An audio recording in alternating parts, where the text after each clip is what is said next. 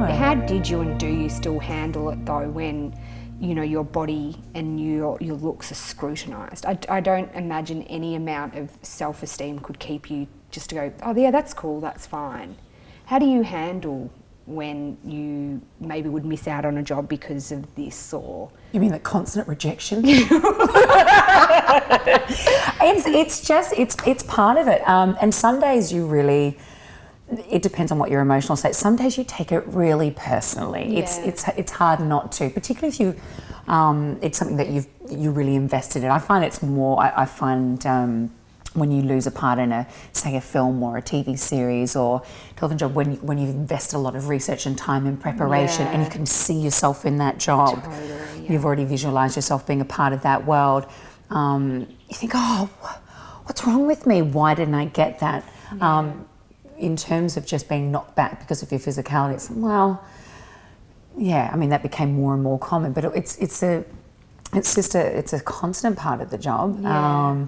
And again, I think it's just a matter of having the right kind of emotional armour on, making sure that you're prepared, making sure that you know that you know what the percentages are of your chances, your lack of chance. Totally right.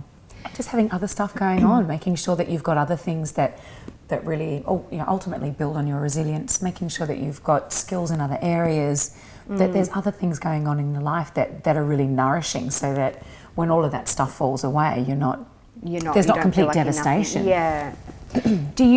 Have you ever over time struggled with how you feel you look yourself? You know, every woman goes through not liking their body, not liking their looks, and as an outsider you would never feel that, but naturally I'm sure over time you have been unhappy with your body and your looks. I find it really interesting that people say, oh, looking at models, they would never have those bad days.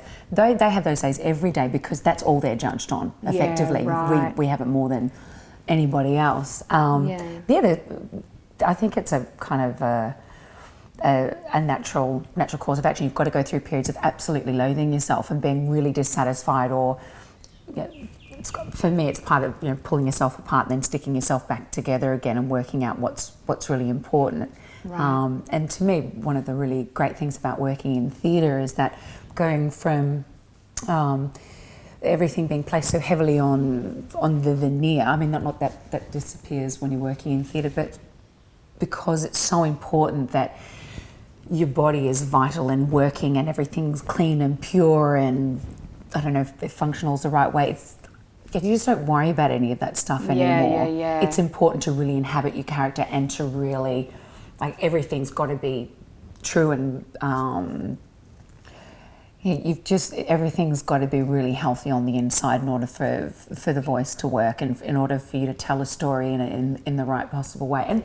And that too, for me, really rings true with modelling. I think I can look at pictures of women and you can see sometimes the misery, or you can see when there's just nothing going on there, or they've had the life sucked out of them. I can really see that. There's girls that are breathtakingly beautiful, but you can see. You can see the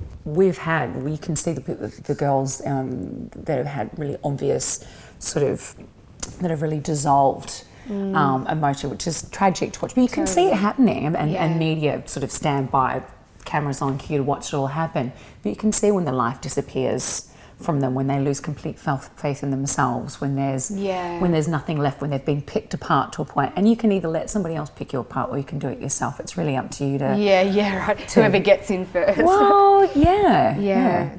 Do you think there's more pressure? It seems now more than ever there's issues with young girls with eating disorders that's happening earlier and stuff. Do you see that happening in that industry with the younger girls more so than when you were in it as well? I think it's always been around. I think that we're more aware of it. I think because part of it is, I wonder about, because there's such a spotlight on it all of the time and there's such a lot of dialogue around it. I mean, now the girls can get on the internet and they can literally Google a way to starve themselves. I know. There's like pro-ana websites and really scary things like that. There's there's literally an instructional dialogue going on, and because of all those chat rooms and things, because there is this constant talk about it, and I think that's a real problem. Totally. There's not It's really so scary. But also social media, like you look at the people who have got like so many followers and they're just girls that are posting pictures of their bikini bodies and things like that. It's like, this is not healthy, this isn't reality, but it seems to be right now what everyone wants to see. And the rewards are there. And I've done my own little experiments with that. My girlfriends and I often talk about Instagram and what works and what doesn't work, because they always say, God, don't you get tired of doing it? And what do you post to make it interesting? And I often think the stuff that I think is really funny or really interesting, no likes. No, I'm exactly the But same. if it's just like a pretty girl shot. Yes.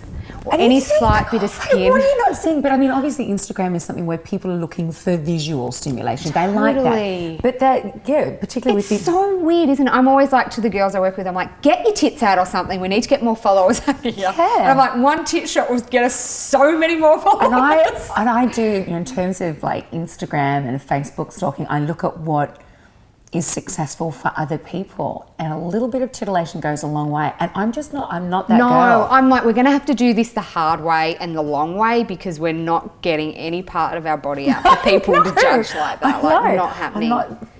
Yeah, and there's no amount of filtering that's going to make my flesh look good. At No the moment. I'm CPR like, is gonna 5 fix filters this. later, I'm like, nope, that's still a pair of saggy tits.